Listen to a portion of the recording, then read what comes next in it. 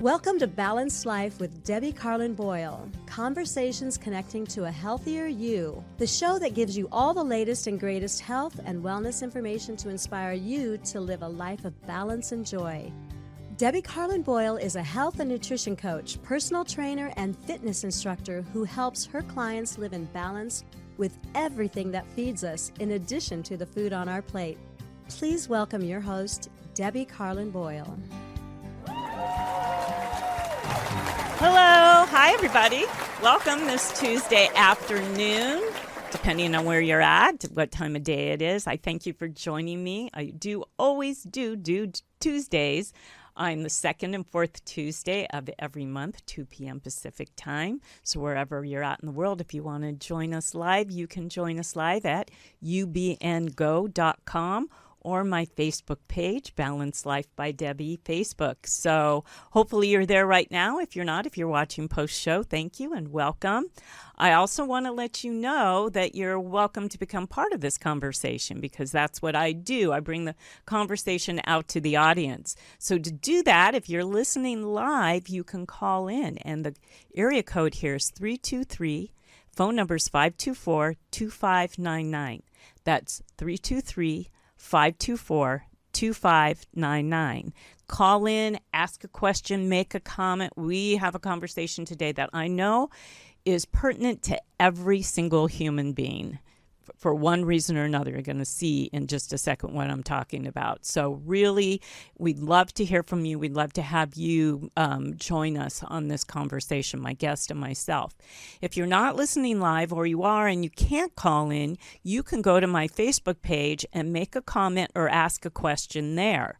And I look at that periodically throughout the show so I can see when they come in, and I address those right here live on the air. If it's after the fact, go ahead, make a comment, ask a question, and I get a hold of my guest or myself can answer this question or make a comment and keep the conversation going. It's the whole idea of me doing these shows, that it doesn't end in this 50-minute slot. So I also want to tell you a little bit about myself before we get going.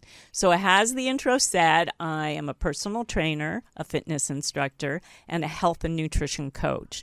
And we're going to have a conversation today that really talks about everything that I work on with my clients, because it's really hard to do all these things that need to come together to live a life of longevity with quality on your own. And so having a little coaching and a little bit of a cheerleader behind you really helps to get the things off the ground. And, you know, we're talking about learning what individually is good to eat, but also what are your likes and dislikes that we can work on together in the food, and do like a supermarket tour or a refrigerator or cupboard makeover, all of that, so you still can have delicious, wonderful tasting food, but you know that it's good for you.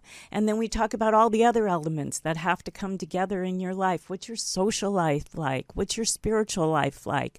What is your career? Are you happy in that?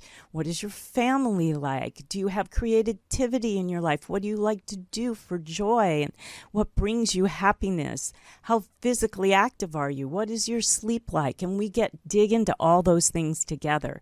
And the extra added plus is I'm a personal trainer and a fitness instructor. I've been doing that for almost 30 years now. So I individualize programs for people just at the level they want to be at. But as long as you're moving, we find the movement that works for you.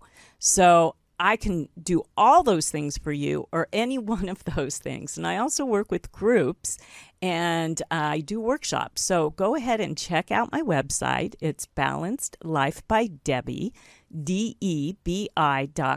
All my services are there. A little pop-up is going to come up.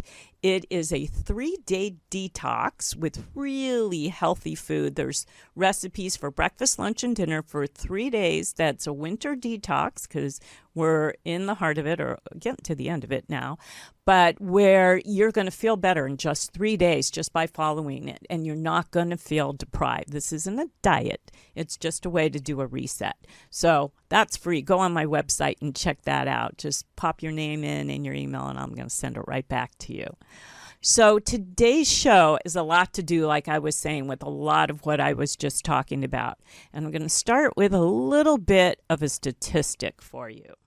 So, did you know in 1930, one's chances of getting cancer in this country were 1 in 30? Today, 1 in 2 men and 1 in 3 women will develop cancer in their lifetime. It is estimated that by 2030, the rates will be 1 in 1, meaning all of us will have 1 or more cancers in our lifetime. Cancer is becoming as common as tornadoes in Kansas. And Ginny, my guest today, believes it's time we need to wake up, face the reality, and develop a plan of prevention. Ginny Dent Brant is a speaker and a writer who grew up in the halls of power in Washington, D.C. She has battled cancer, ministered around the world, and served on the front lines of American culture as a counselor, educator, wellness advocate, and adjunct professor. She has 2 masters from the University of South Carolina in elementary counseling and in education and research. She received her undergraduate degree from Columbia International University in biblical education. Ginny's award-winning book, Finding True Freedom, From the White House to the World, was featured in many media interviews nationwide, and her recent book, Unleash Your God-Given Healing, 8 Steps to Prevent and Survive Cancer, has won 5 awards. Ginny currently mentors pastors, ministry leaders, missionaries, doctors, scientists, and other cancer patients through the journey with lifestyle changes. So I can't wait to talk all about it. So will you please welcome my guest to the show, Ginny Dent Brant. Hi, Ginny. Hello. It's great to be here. Thanks for having me, Debbie. Thank you for joining us. Thank you. You really are a leader in this and such an inspiration in this realm of this horrible, horrible thing that has touched every single person's life. There's nobody, I think, that can say, I don't know somebody or a loved one that has been touched by cancer. And you really, writing this book and bringing it to the forefront has, I think the opportunity and has given so many people the opportunity to educate themselves, to be preventative, and to perhaps work through whatever they may be going through in any illness, because all of this protocol that you have pertains to any illness, I think. And absolutely, it does.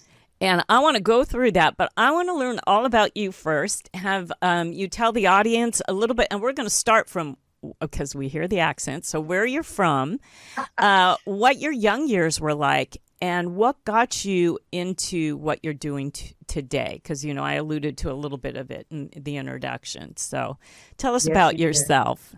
Okay. I am a South Carolina girl. And I did grow up in Washington, D.C., because my father served as senator and 3 different presidents. So I kind of have a unique view of the world because of that. I spent my life in the educational system working with children. I love working with children and helping them to develop their potential and trying to remove anything that keeps them from developing their potential. And I was known as a health and wellness advocate before I was diagnosed with cancer.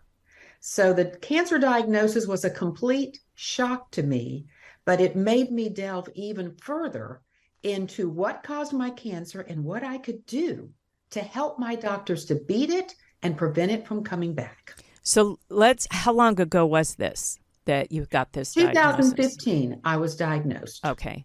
With cancer about this time. Okay. And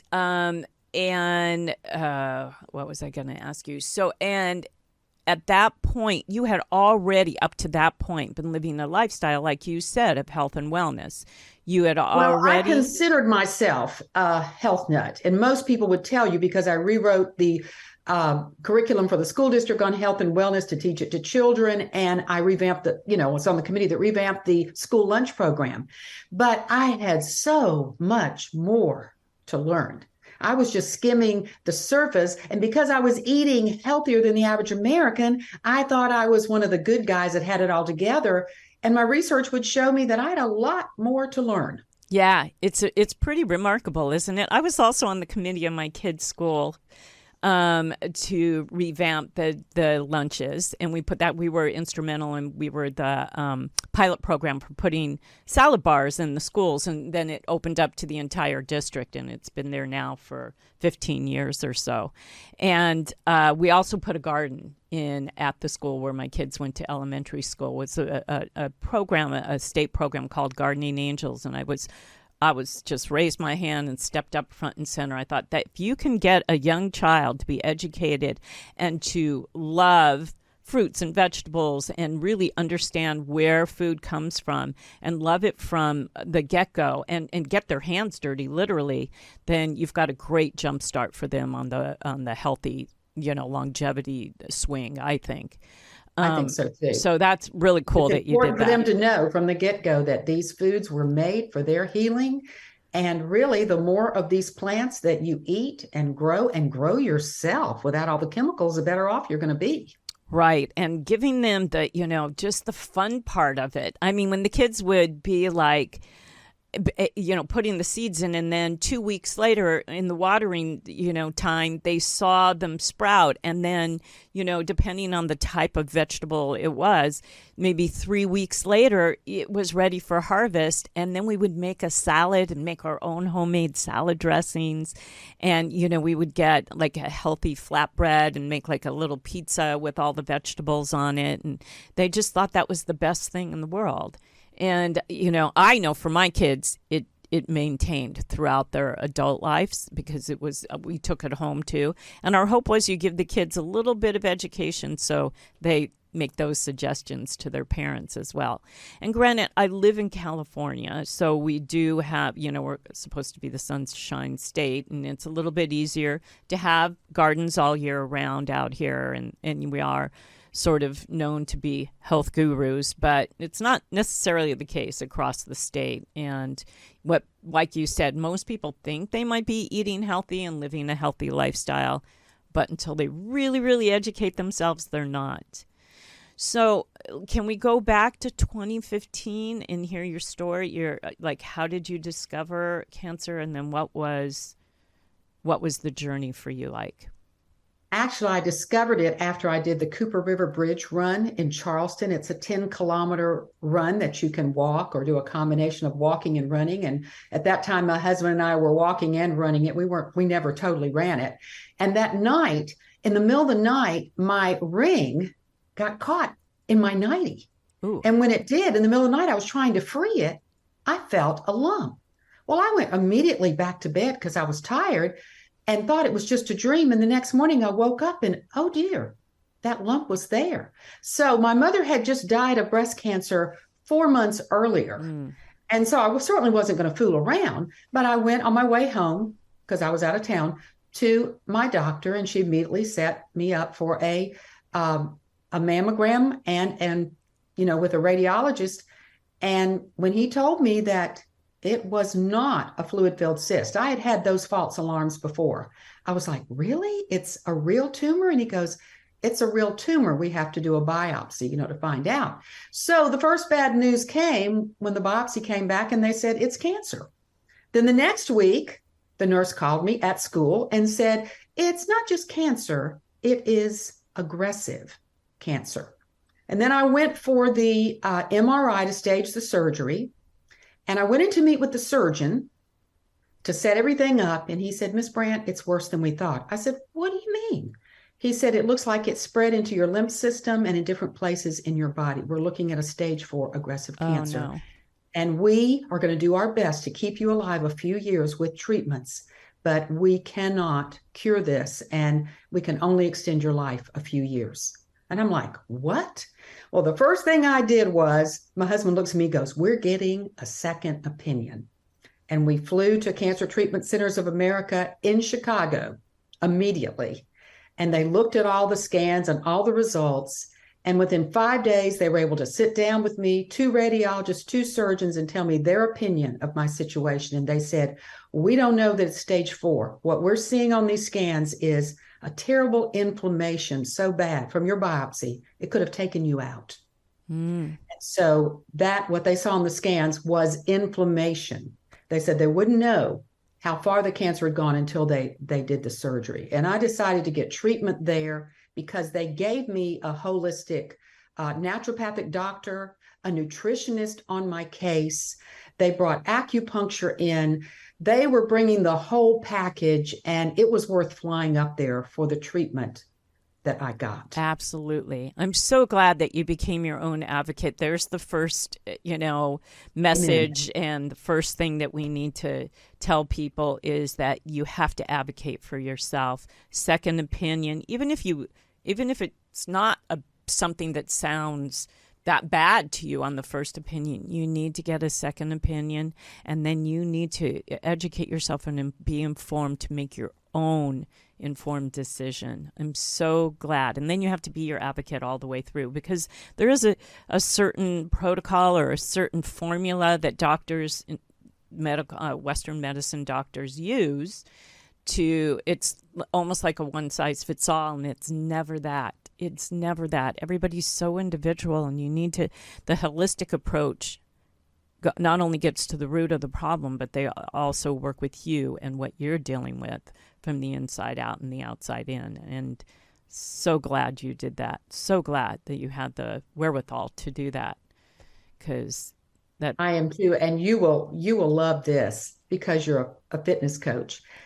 When I got through the first surgery, lots of stitches. Okay. I had about 100 stitches, and got back to my room, and I had more tubes coming out of my body than I knew what to do with. And I looked at the nurse and I said, what can I do to shed some of these tubes? And he said, if you can walk 4 rounds of the hospital floor by tomorrow morning at 6 a.m., I will remove at least the catheter.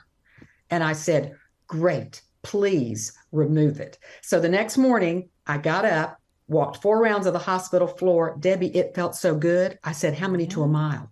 He said, oh, I don't think you can do that, but it would be 18. I said, okay. I kept going. Now I'm pulling my poles and all these tubes and medical apparatus behind me, right? Which is adding and so to I'm walking around and around, and then I got to 1 mile, and the nurses are cheering me on. And I said, I think I'm going to go a second mile. And then he goes, okay, but let me go call your surgeon. I'm not sure if she wants you going that far.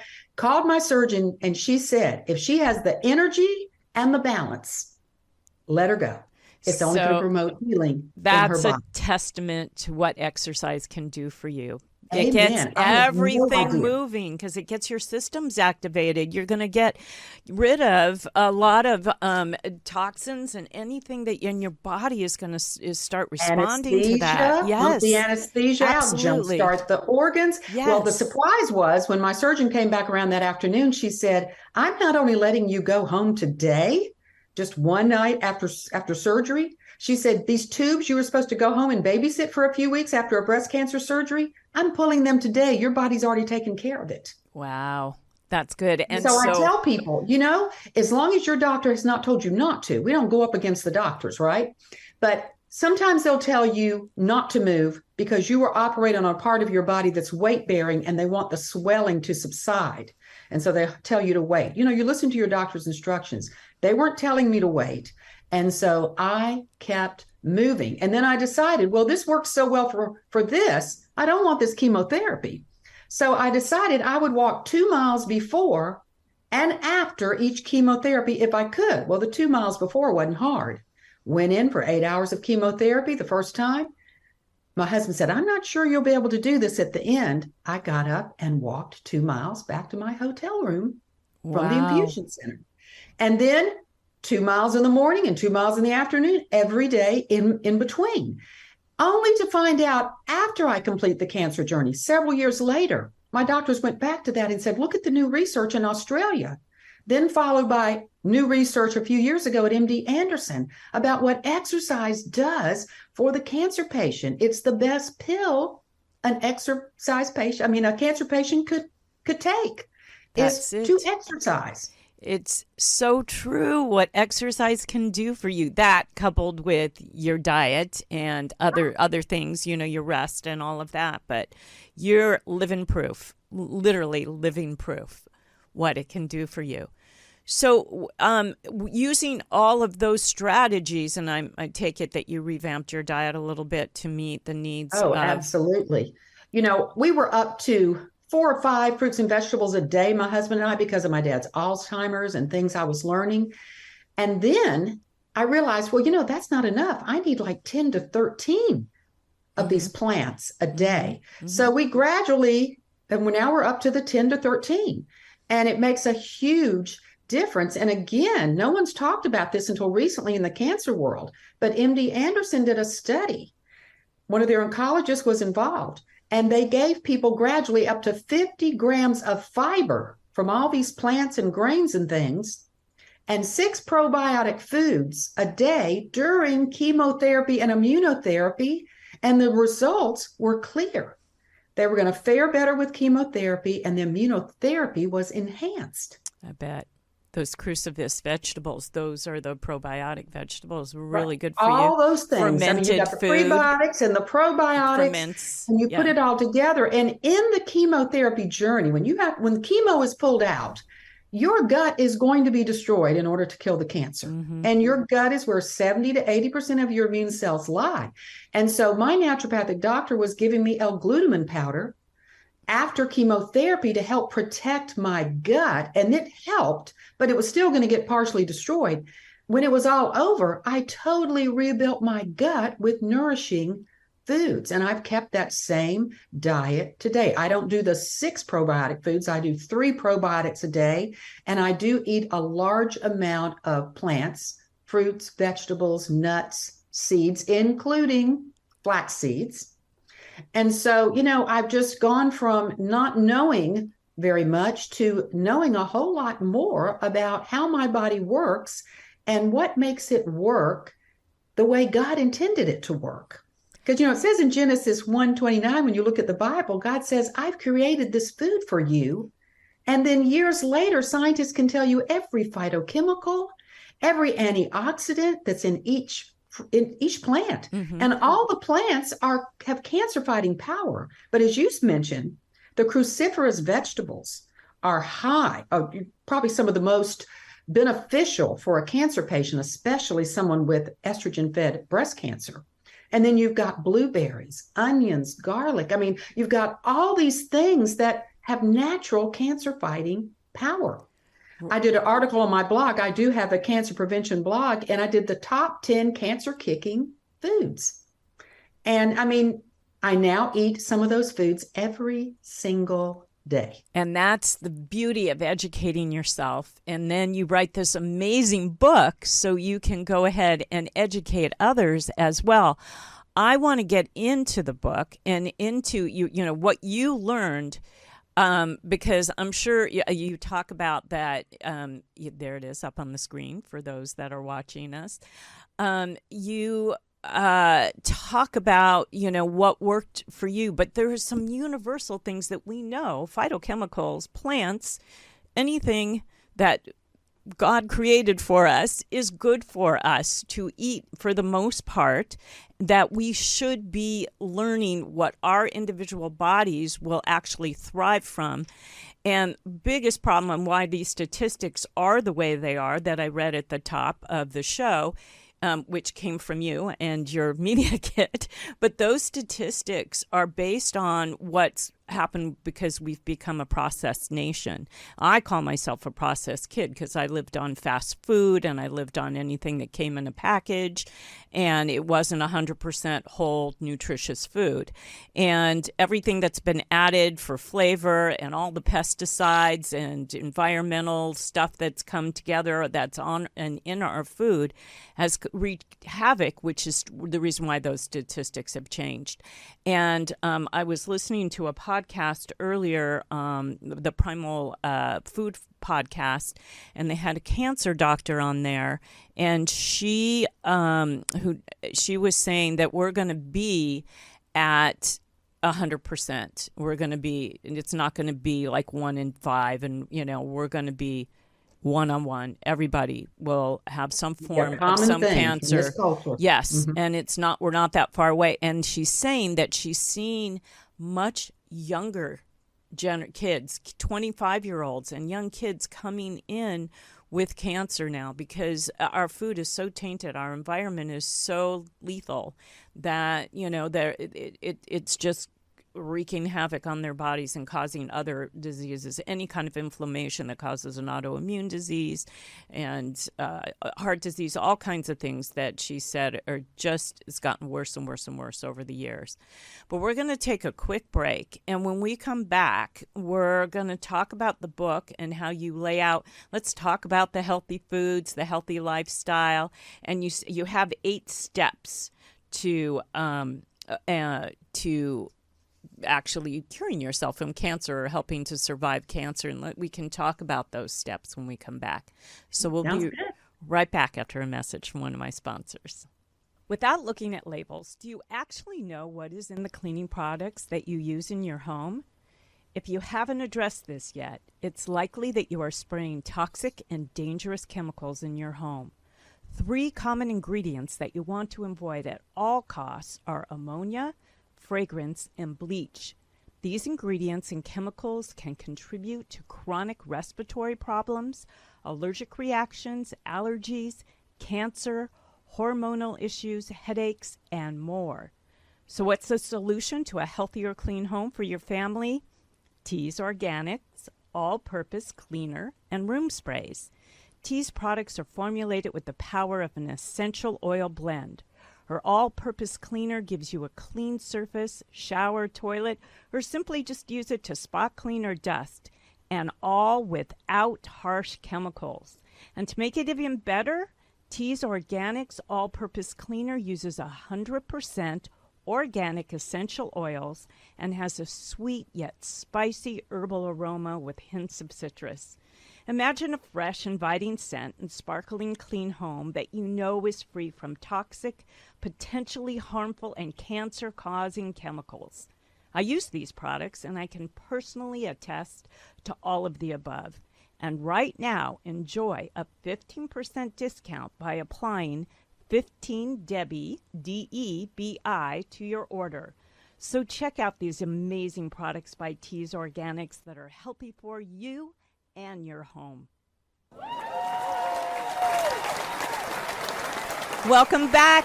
Welcome back. You've reached Balanced Life with me, your host, Debbie Carlin Boyle. This is conversations that connect to a healthier you.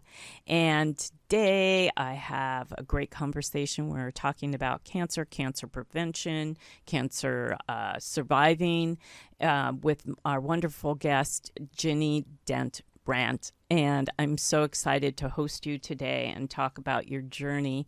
I would love to talk about your book, and your book is Unleash Your God-Given Healing, and you talk about the steps to survive and prevent cancer. So first let's talk about what prompted you to write this book. Well, I have to be honest with you, Debbie, it was the book I never wanted to write.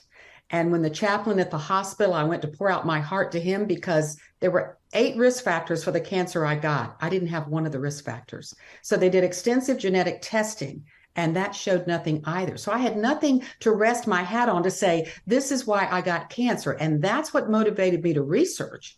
But the chaplain said, Ginny, just consider this a gift from God for you to help other people. And I looked at him and I said, I don't want the gift, right? Who would want this gift? And then the more I learned and the more I researched, I realized most people do not know these things I'm uncovering. And so that's when I was motivated to write the book, because I don't want anyone, first of all, to get cancer in the first place. This is something we want to avoid.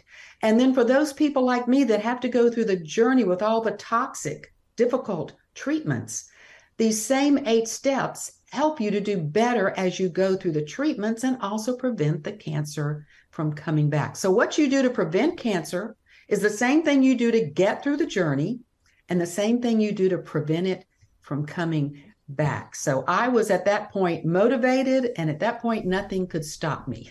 You have to make your mess your message, right? And so Right. that was your push to have to do that. So these 8 steps obviously worked for you. Are you in remission? You're cancer free, I take it. Yes, Oh, I am. that's Cancer fabulous. free, 8 years out. Ah, congratulations. Bravo. That's so cool. I think I read somewhere that since, I mean, your initial diagnosis from your first doctor was 2 years, but you've since been around for 3 more grandchildren. So that's fabulous. Right. And that doctor happened to be wrong. He made an honest mistake, but he was wrong. I was not stage 4. Did I have to have all the treatments? Yes, I did, because it was aggressive cancer. And so this idea of going au naturel with a mild, beginning stage cancer was out the door. Unfortunately, I had to embrace all these treatments I didn't want to embrace. But I did figure out how to get through them and minimize the side effects. And so that's, again, what the 8 steps are about. They're not just for someone going through the cancer journey, but it's critical for them. These same 8 steps prevent cancer in the first place. But if you're in the cancer journey and you've got all these treatments, the first step in the book is clearly hydrate properly. And if you're going through chemo, hallelujah. I swear that's the number one thing.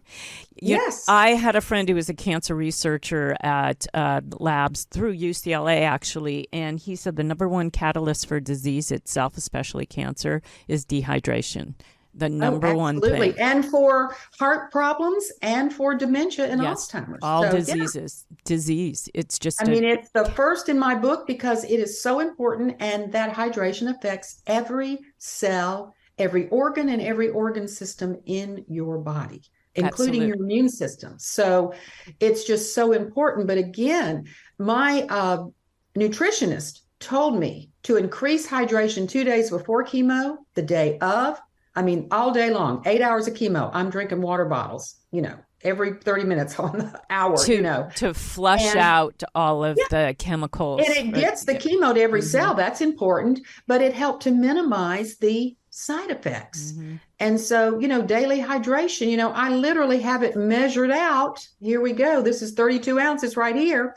And it's measured out so that I know that I'm doing. Yeah, here we go. It's just a part of life now. I start out every day with 2 glasses of water, and then I space the rest out during the day, not as much during meals, not too much close to bedtime. But the point is, what you drink is important.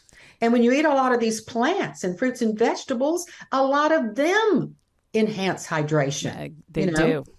They do. So, half your body weight in ounces, correct? Half your body weight in ounces. That's what I tell all of my students. You're going to add to that. You're going to increase hydration if you're going through chemo or if you're going through COVID or the flu, because your body is under stress and you want to increase hydration. Yes. And same, I tell athletes to do that too, like extreme athletes. Like I teach spin classes. We do high intensity training for 50 straight minutes, 50.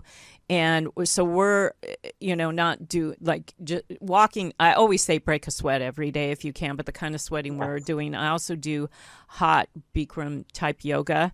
And I'm just dripping. My clothes are, you might as well have thrown them in the ocean. They're that wet.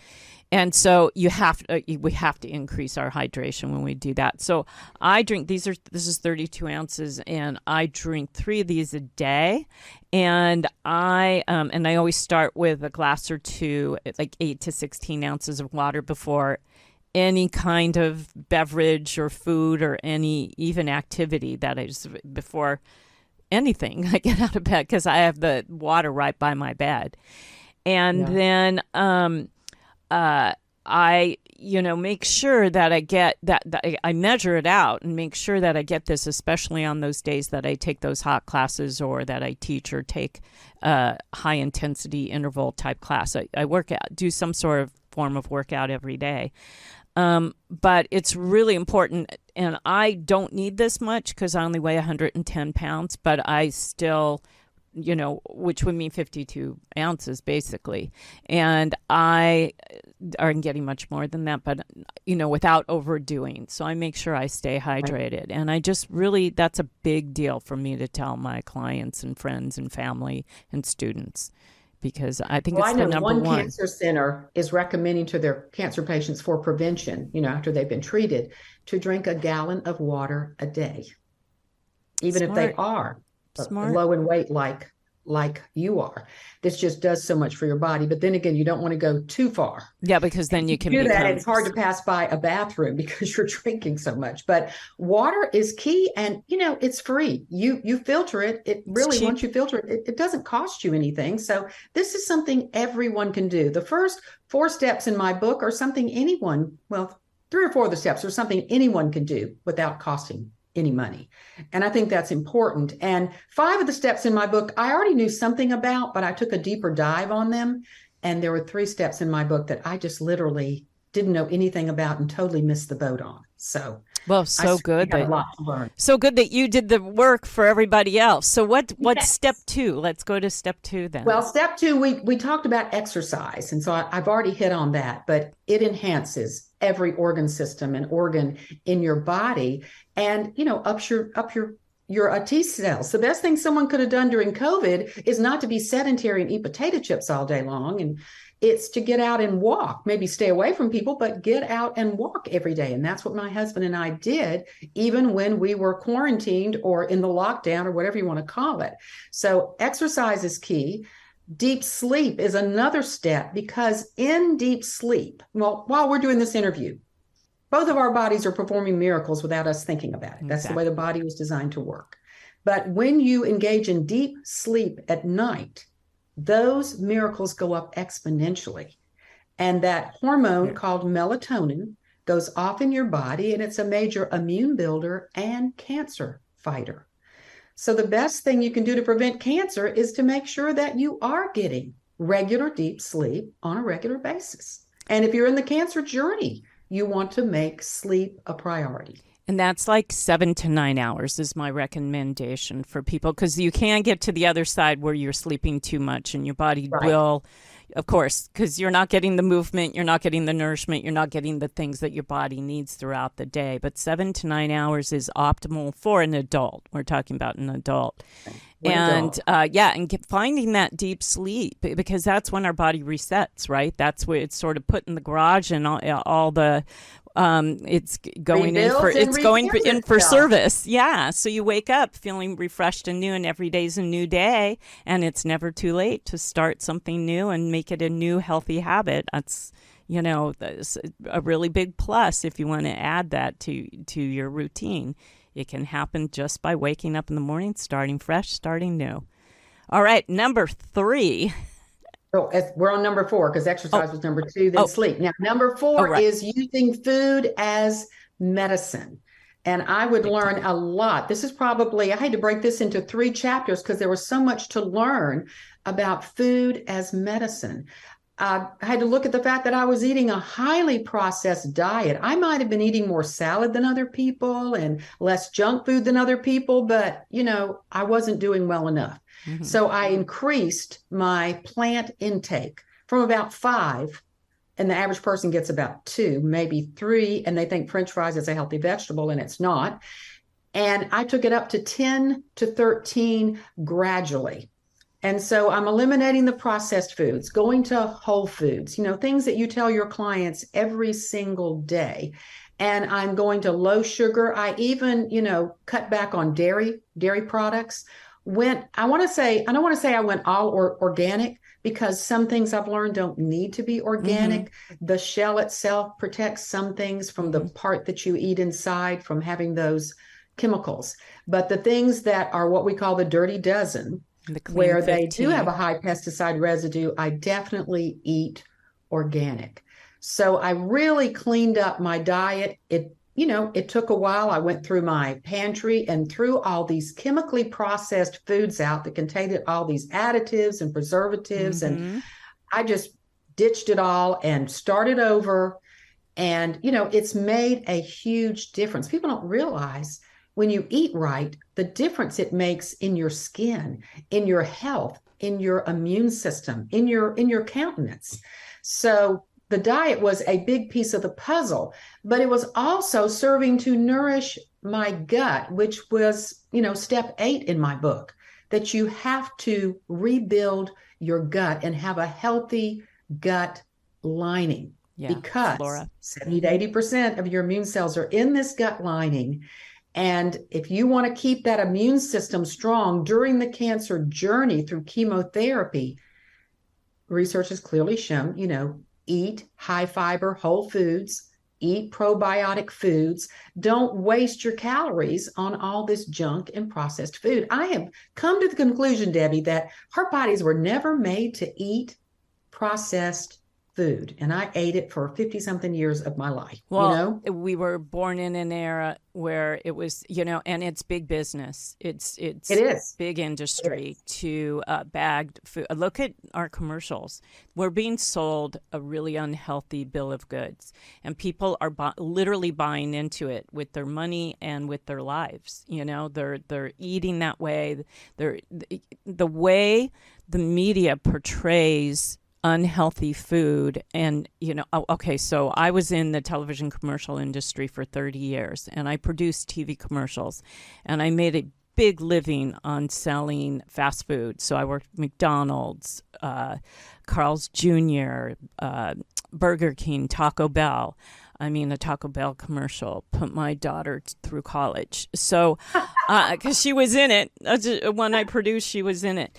But I got to tell you, I knew all along, because I had this father that passed when he was 20, that this food was not the food I was feeding my kids. It was not the food that America should be eating. But this is where we were spending the most money in advertising to sell to the American public this cheap, fast, what looks scrumptious food, which is basically poison. There's been so many examples, Fast Food Nation and Super Size Me. If you just watch that documentary, he ate McDonald's every day for, I forgot what it was, like 40 days.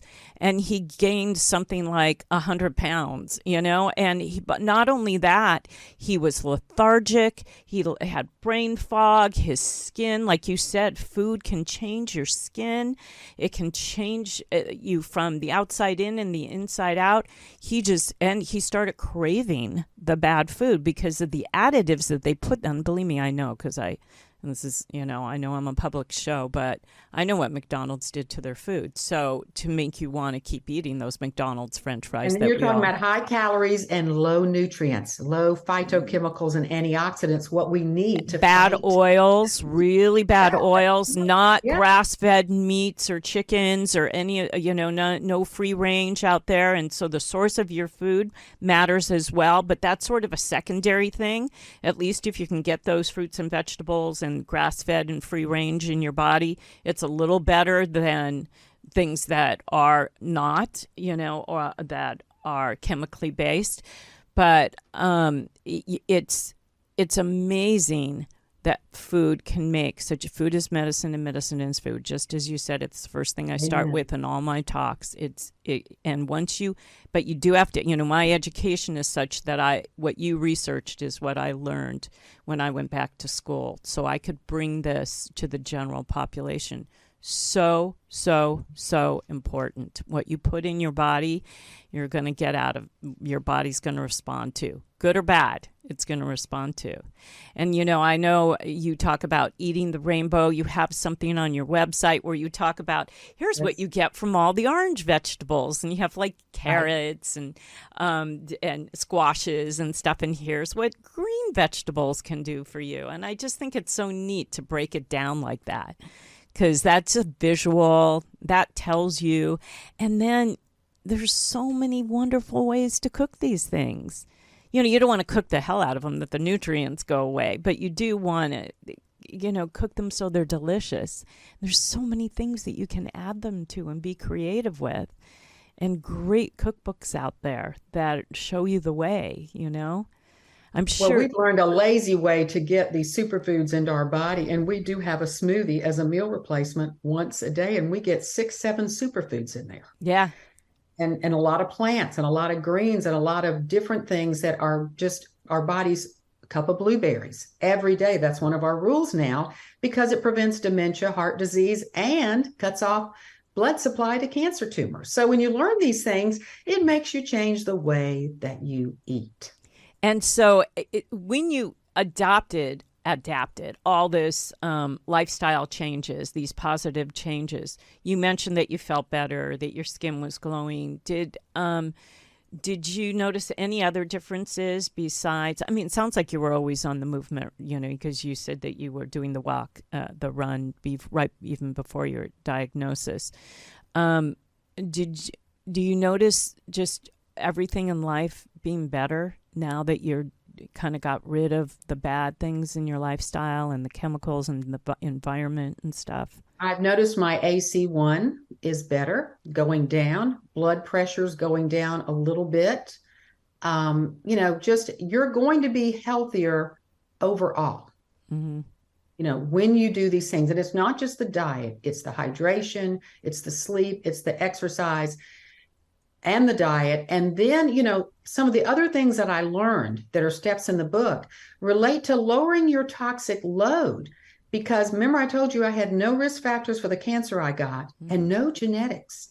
And then I started finding, there are other risk factors that people don't know about. And I think they're going to soon be published by the American Cancer Society. But all these toxins that are getting into our system. Mm-hmm. You were talking about sweating when you exercise. I now sweat in a sauna because when you finish chemo, you have a high toxic load. But what the doctors found was through testing that I had a high toxic load before I was diagnosed with cancer, which contributed to my cancer diagnosis. Mm-hmm. They identified chemicals in my body, endocrine disrupting chemicals, and I had an estrogen-fed cancer. I had high levels of parabens, phthalates, from your products, from the products in your environment. Yep. And we're all exposed to that. So, and seeing is believing. Now, I have to be honest with you. My husband, when they tested me and found all these chemicals, I said, well, we're in the same home. We eat the same food. We're doing the same things. He's exposed to more chemicals than I am. Oh, what are his levels going to be? They were not as high as mine in any way, shape, or form. Well, that's the individual thing. That's where it's not a one-size-fits-all deal. His body is a better detoxer than mine. And so, he gets in the sauna once a week to my twice a week now. But when I was soon after the cancer journey, I was getting in 3 times a week to sweat out all that chemical residue that had built up in my body. Because if I don't want this cancer coming back, if I wait 7 years, maybe that chemo would have filtered out. But I didn't want to wait 7 years because that gives the cancer the opportunity to come back. Mm-hmm. Because if you have a high toxic load in your body, your immune system is suppressed. So that, of course, helped to cause my cancer to begin with. But when you see it on paper and you see these chemicals at high levels in the red zone in your body, seeing is believing. So I have several chapters in my book about how to detox, what's causing these high chemical loads, what things to avoid. It's just, I feel like I deserve a degree from the School of Hard Knocks. Yeah. I mean, yes, you learned the hard way. Definitely. I went to school and I studied from a book, and I continue to research every single day. Like I said, I listen to podcasts. I buy every single book from every expert and researcher out there that's doing the latest and greatest on what we can do, because my whole thing is longevity with quality, to age young and be able to. I just turned 65 the other day, and for me it's kind of like I've got the energy of a 20-year-old, and there's no reason why everybody can't join me on that mission if they do what you did. Hopefully. And these same 8 steps increase longevity. So it's like you're getting 5 different things for each one of these steps that you follow. It's helping your heart, your brain, your immune system, cancer prevention, and increasing longevity. So fabulous for you that you wrote this book. It's so fabulous. You're helping so many people. Let's talk. We're winding down. So let's let the audience know how they can reach you, how they can get your book, And then if you have anything coming up, and then we'll talk about final words in the next 2 minutes. Okay. I have a blog called Lifestyle Changes Beat Cancer, and I post weekly on that blog. That can be found at www.Ginny, Ginny, Brant, BRANT.com. Ways to buy the book are on there. You can buy it directly from me. You can go to Amazon.com, but the links are right there on that blog post. So GinnyBrant.com. And you can actually send me an email through that website, and I answer emails. Fabulous. So you can be one-on-one with Ginny and be able to, find your journey with some help and inspiration from somebody who's been there, done that, did the research, had to take the hard road to it. But look, your mess was your mission, and look at all the people that you're helping. I'd like you to, I'm so appreciative to have had you join us today, and I'd like you to leave us with final thoughts, words of wisdom, anything you want to end to give to the audience. I would say, don't look at your doctor to do everything. We are blessed to have doctors, and that's why people are living so long today. But look at what you can do to help your doctor to beat your cancer, because they will definitely have tools, and they're very valuable. But you also bring something to the table in prevention and in turning your lifestyle around to prevent that cancer or that disease from coming back. So don't just expect your doctor to do everything. Be proactive and do what you can do for your own lifestyle to enhance your own health, because that is totally in your department. Your doctor cannot be your food Nazi and your lifestyle Nazi. They have enough to do. Well said. Bravo. Thank you so much, Ginny, for joining me today. I really appreciate you giving some great information. I really encourage you to go to Ginny's website or go to Amazon and get her book. Tony, will you put the book back up on the screen one last time? Unleash Your God-Given Healing. And you can get that book and realize that you too can live a life of health and wellness just by following the steps and the wisdom that Ginny gained, and that we all should. If you're listening to this podcast, I'm going to assume you're already or want to be on the healthy track. So why not give it that extra push? And I want to thank you again for joining me today, and keep going out and finding those conversations that connect to a healthier you. Bye, everybody. I'll see you in 2 weeks. Bye. Thank you. Thanks, Ginny.